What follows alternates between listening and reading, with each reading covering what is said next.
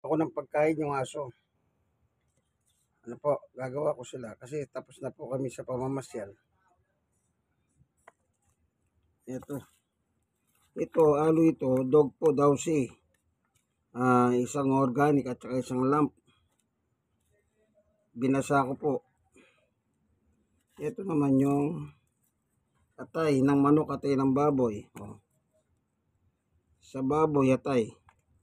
Balon-balonan ng manok. Ano pa? Tapos na yata yung atay nila. Nakain na nila kahapon yung atay. Puro balon-balonan ang natira. Tsaka yung mga puso. Ito, atay ito. Okay. Igagawa ko na po silang makakain nila. Dito.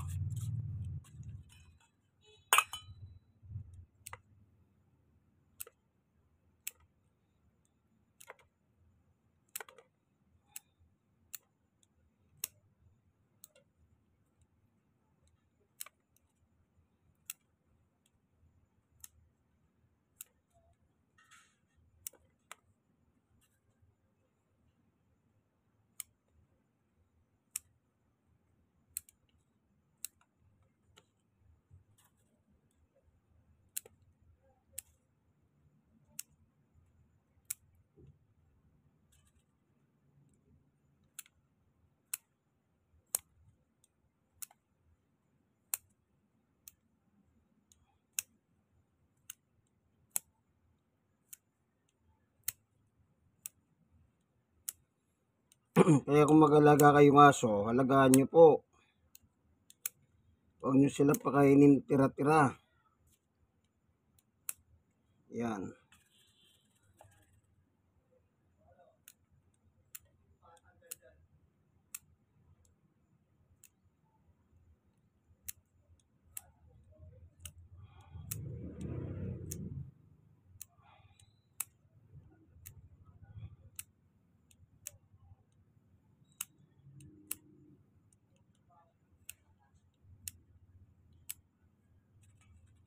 Yan natin ang atay ng baboy.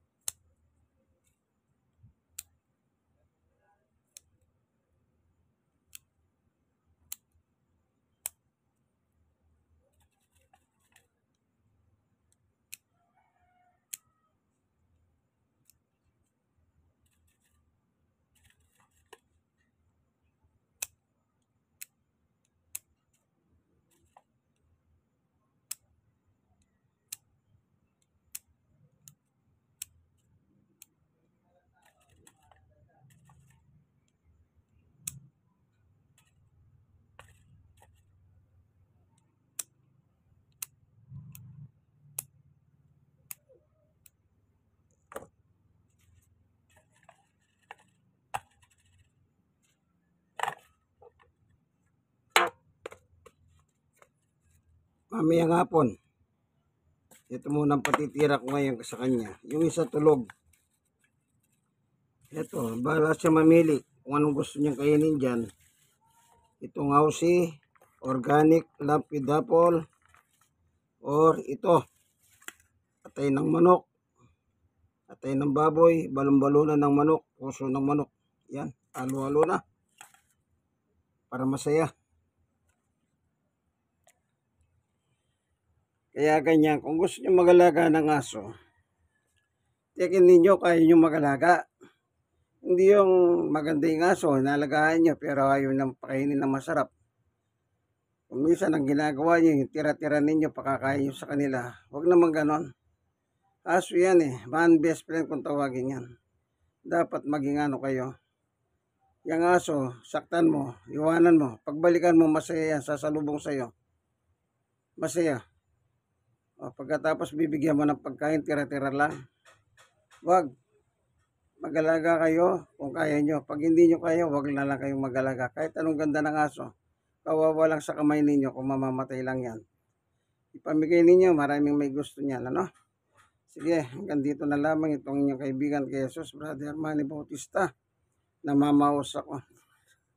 Ano, kapon malamig yung pinahin mo sa akin, kaya yan. Parang ano.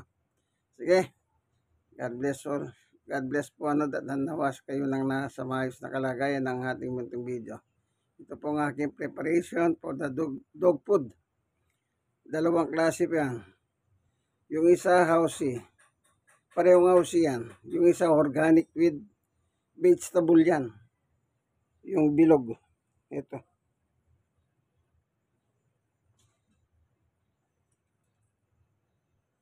Yung isa triangle.